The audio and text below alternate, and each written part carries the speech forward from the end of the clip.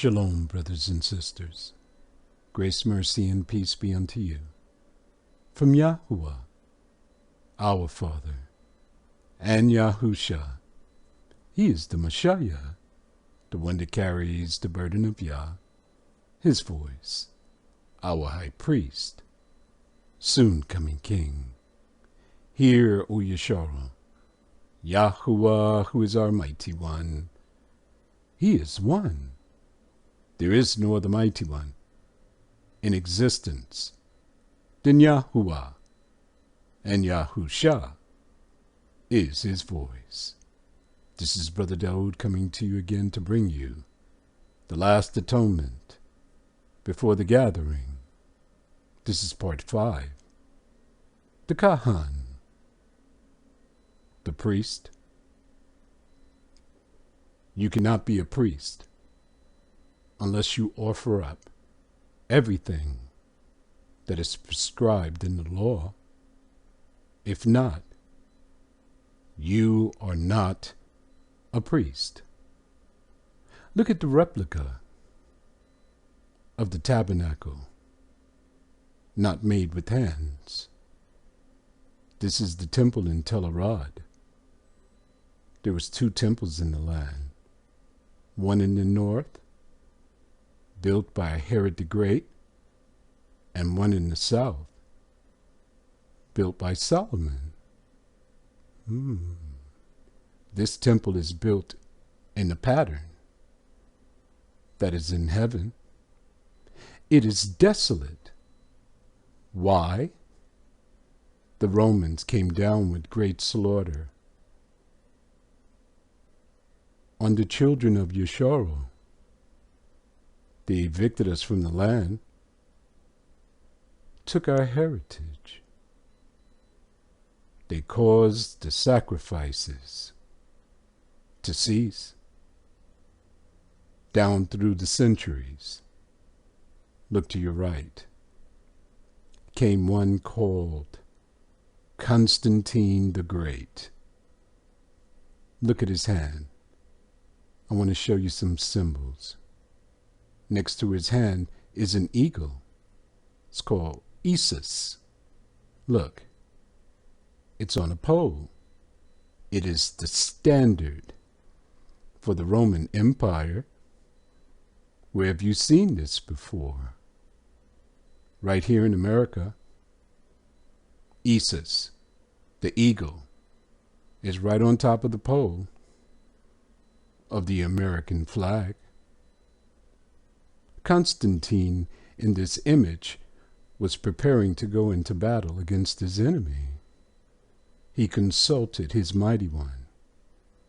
He asked for a sign that would tell him whether he would overcome his enemy or not.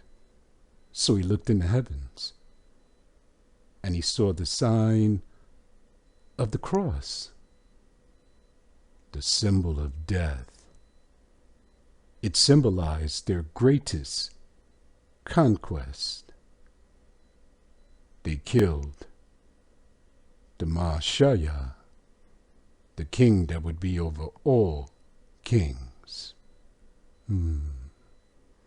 So he saw this symbol, and he said, God wills it. Went into battle, destroyed his enemy, then came home and created a new religion called Christianity. He did not convert to Christianity. He created Christianity because he worshipped a God named Christ, Christos Helios, the sun god. Look to your left. He's anointed by the rays of the sun. Constantine created a doctrine because he had a problem with Hebrew culture. He created a doctrine where the Jesus, who is the Christ, the Son God. He died for the sins of the whole world, and by the shedding of his blood, he made the atonement for your transgressions. You don't have to keep the law anymore. The law has been abolished in the Son God. Did you know that Christ has a counterpart in Greek culture? His name is Apollo. In your book, it's called Apollyon. Apollyon is the Son God. Jesus Christ is the Son God. Same person, different names, and different cultures. Let's begin. Wayakara, chapter 16, 30 to 32. 30. For on that day, what day? The 10th day of the 7th month, shall the priest, the KAHAN, make an atonement for you. You have to be on time with him, to cleanse you, that you may be clean from all your transgressions before Yahuwah. You cannot stand before him at Mount Tisyon unless you have gone through this rite. This is going to be the last atonement before the gathering. 31. It shall be a Sabbath of rest unto you, and you shall afflict your souls. You're going to turn down your plate on this day. You're going to fast. You have to be a participant. If all of these things are not carried out exactly according to this pattern that is here, Yahuwah, he who has created this law, will not hear you. You will not be forgiven. You are a transgressor. By a statute forever. How long is forever? Till heaven and earth pass away. Has heaven and earth passed away? You still have to keep this or die. 32. And the KAHAN, whom he shall anoint? Anoint? Why did they put this word anoint here? Look what's under it. Yamasha speaks of an action. Why did they replace Yamasha with anoint? They're trying to bring their Christ into the Old Testament. How do you know all of these things, Brother Daoud? I went to seminary. When you ask the teacher, why does Christ not appear in the Old Testament? He'll point you towards this word. This word represents Christ. He is the anointed one, anointed by the rays of the sun. So he is the replacement for Yamasha. Okay, let's look at this word. Look in the beginning, the first two letters. Yah. One letter. In the Abaya script, the Hebrew script, speaks of his name. On the pictograph, it symbolizes an arm stretched forward. If I were to add a ha, a letter after the ya, an h, it would speak of an action. Yah stretched forth his hand to men. But instead, There's a word that follows Yah here. Masha. Okay, look on the bottom. There's your modern script. 3 letters. Look at the letter in the middle. Shh.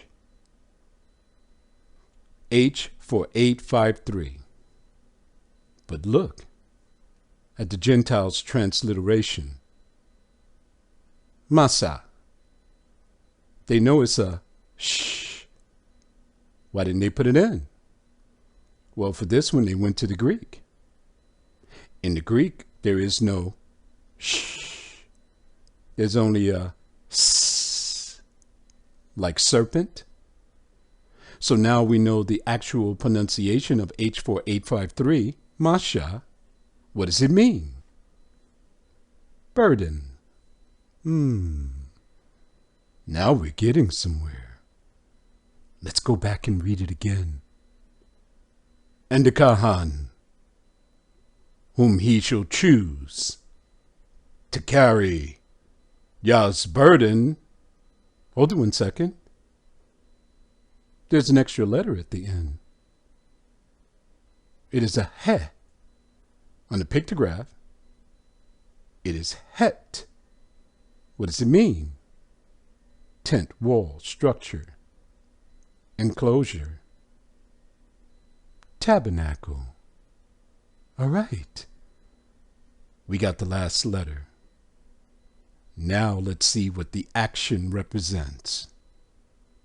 And the KAHAN, whom he shall choose to carry Yah's burden in the tabernacle, whom he shall consecrate to minister in the priest's office in his father's stead, shall make the atonement, and shall put on the linen clothes, indeed, the holy garments.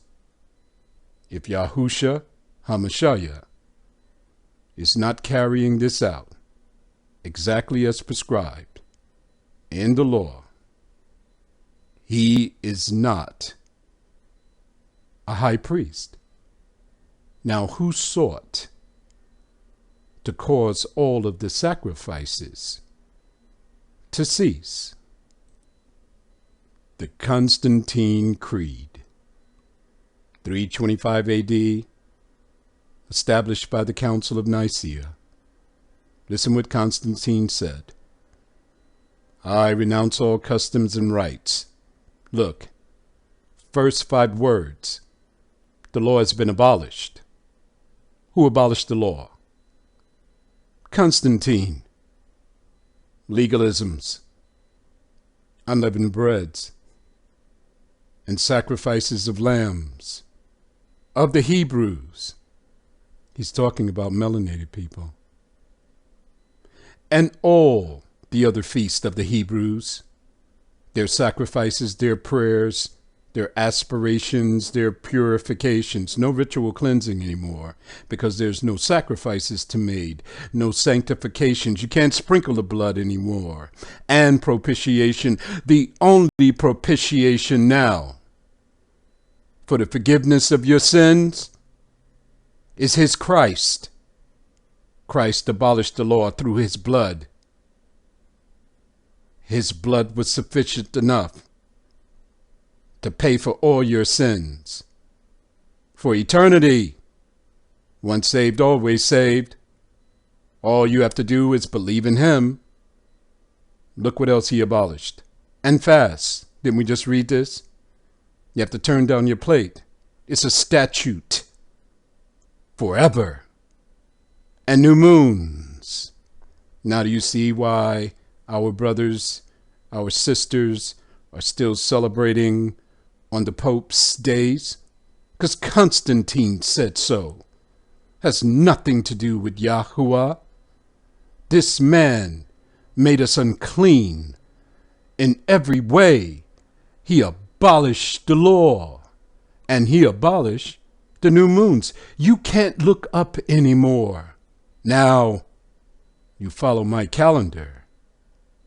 And Sabbaths. Sunday or Saturn's Day, and superstitions, and hymns and chants, and observances in synagogues. Listen to me. Absolutely everything Yasharo must go. Every law, right, and custom. Can you hear the hatred that he has for the children of Yasharo? The enmity that he has for the Hebrews. And if afterwards I shall wish to deny and return to Yasharo's superstition, you see, Yahuwah has been made into a superstition, or shall be found eating with Yasharo, or feasting with them, or secretly conversing and condemning the Christian religion, instead of openly confuting them and condemning their vain faith. Do you see what he thinks of Torah and the prophets? Now do you see why the New Testament is all twisted? Then let the trembling of Cain and the leprosy of Gehazi cleave to me. Why did he choose these two punishments? He's already white.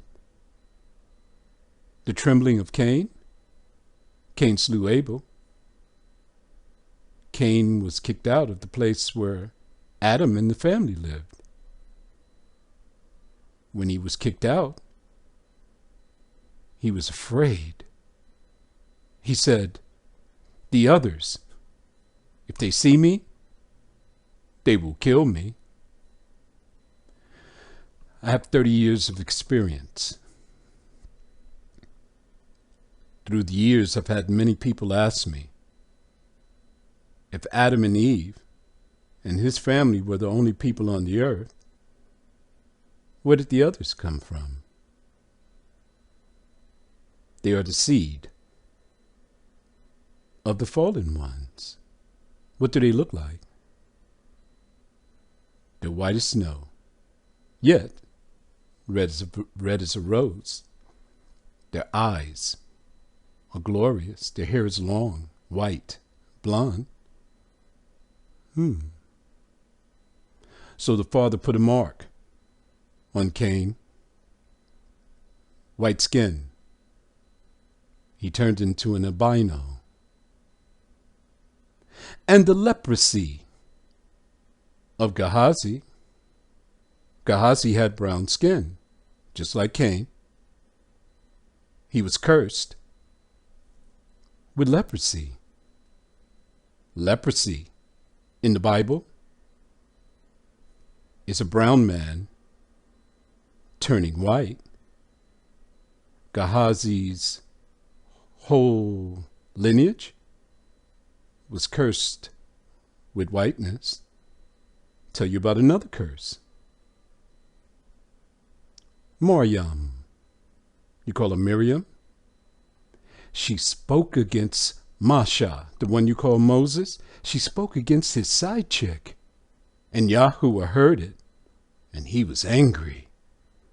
He came down from the heavens and cursed her with leprosy. Her brown skin turned white. Masha had to pray for her. She was shut out the camp for 7 days. After 7 days, her skin returned to its original color. Now, in Genesis chapter 3, there's another curse. And there shall be enmity. Enmity? Hatred between the serpent's seed and the seed of the woman. Are you seeing it here? Let's continue. As well as the legal punishments to which I acknowledge myself liable, and may I be and anathema in the world to come. And may my soul be set down with my father Satan and my brothers the devils. Your wish has come true. 33. And he shall make an atonement. Who's he? The KAHAN, for the holy sanctuary. And he shall make an atonement for the tabernacle of the congregation and for the altar. These three parties were estranged. He had to reconcile them back together again. Why were they estranged? From the filthiness of the children of Yeshua. Just think, all these years, just about all of you have never been cleansed.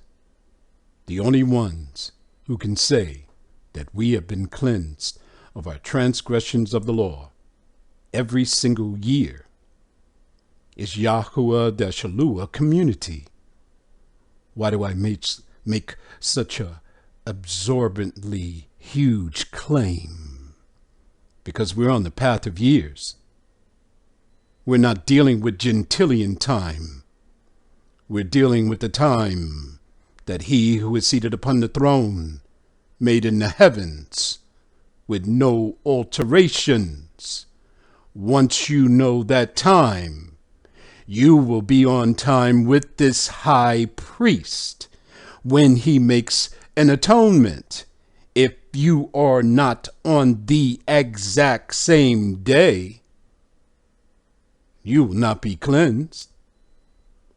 And he shall make an atonement for the KAHAN and for all the people of the congregation. When? On the 10th day of the 7th month, according to the path of years. 34. And this shall be an everlasting statute unto you. How many times does he have to say it? But the Gentiles say, you don't have to do this anymore. That mess is blotted out through the blood of JC to make an atonement for the children of Yeshua. This is the target group. This is what makes them angry. Because see, the children of Yeshua will be the head, not the tail, above, not beneath, lenders, not borrowers. We shall rule the world. All we have to do is one thing. Come back to the high priest, and we shall live forever. For all their sins, there is a pronoun. It describes a person, place, or thing. Who is there? The children of Yeshua, once every year. Your sins of omission, the ones that you know nothing about, and the sins of commission, the ones that you went directly into. And he did as Yahuwah commanded Masha. Who did as Yahuwah commanded Masha? Aharon. Now we have a priest who is in the heavens. There was an amendment to the law. All of the priesthood, the Zadok priesthood, were destroyed by the Gentiles. The Father made an amendment. He brought one from the tribe of Yahudah, not to be a priest on earth, but to minister in the heavens on the children of Yeshua's behalf. Continue to part 6. Shalom.